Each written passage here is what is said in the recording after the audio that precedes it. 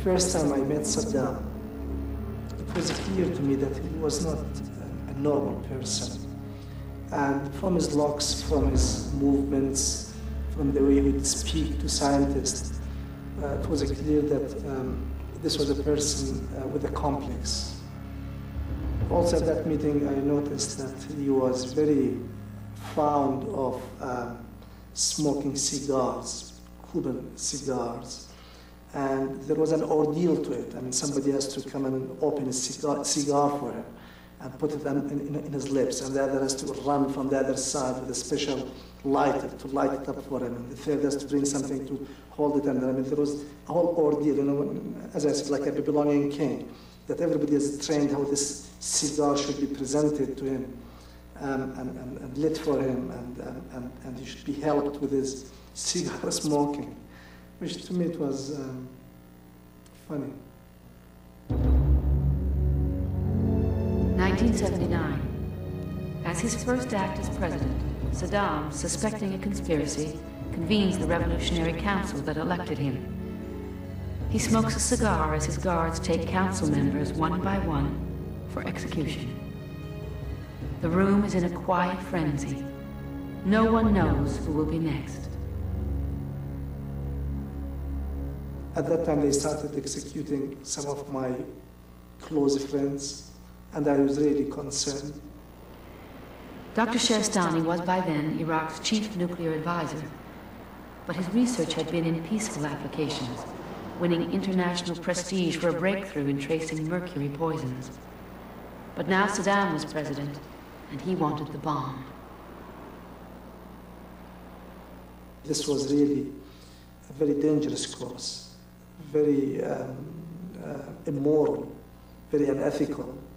And no decent man should put himself in a position to help a madman like Saddam to develop a bomb.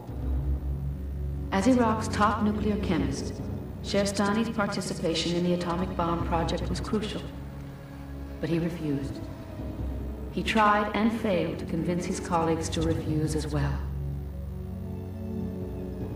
As a final act of defiance, he openly condemned Saddam's human rights record.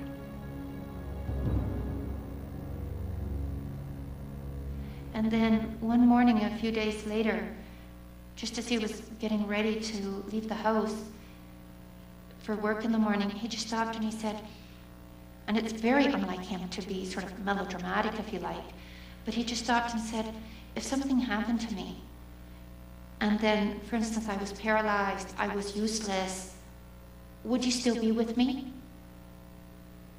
And I said, yes. And he went to work. And then a few days later, he went to work and he never came back.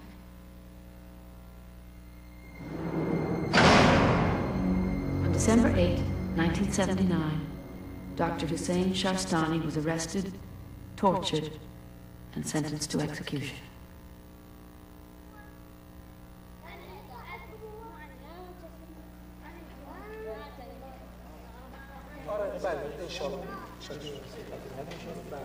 When they escaped from Iraq 11 years later, the Shahristanis were offered asylum in Canada. But they decided to stay in Iran to set up Gulf War Victims, an organization to document Saddam's human rights abuses. This is a Marsh Arab family. The army surrounded their village, took all the men, including her husband, and after a few days, his body was handed back to them. He was executed, and she was left with 7 children.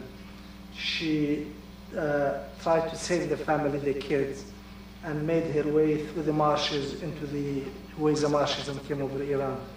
And now she's left, as you see, without much. 87 و88 انعدم، ظل سنة بالسجن، ما حد يواجهه ولا واحد يشوفه بسجن الموقع مال الزوير. يعني بالانتفاضة طلعت. بالانتفاضة طلعت. More than 200,000 Iraqi refugees have taken shelter in camps along the border. Some are from the marshes, others have fled the southern cities, Basra, Karbala, Najaf, and Nazariya. The Shahristani's efforts have expanded to include relief work. Working from small grants, money largely raised in the United Kingdom, they do what they can. It's very painful for me to see them living like this now.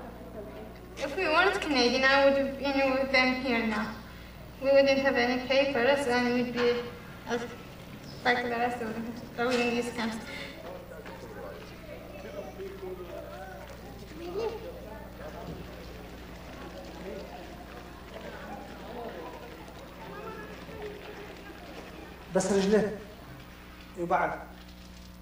The children, beyond their physical afflictions, have all seen too much.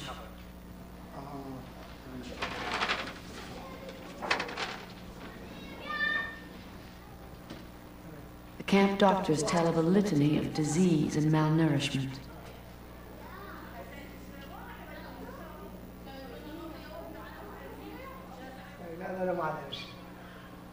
He has broken his thigh, but the doctor has built his back and his foot so that he doesn't move at all. He shouldn't be moving. شلون لك؟ وما يوجعك؟ لا معلش. These children are the camp orphans.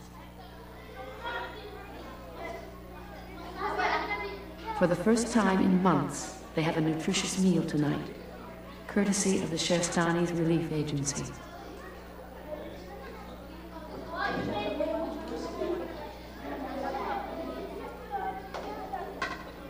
What life will they grow up to? What country?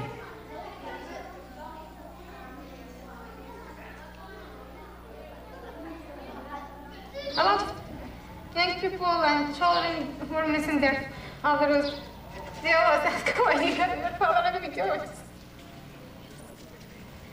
And I don't know what to ask. Well, my cancers are like that.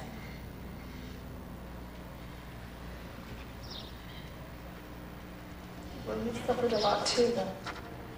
Not as much as that. I'm not missing anybody.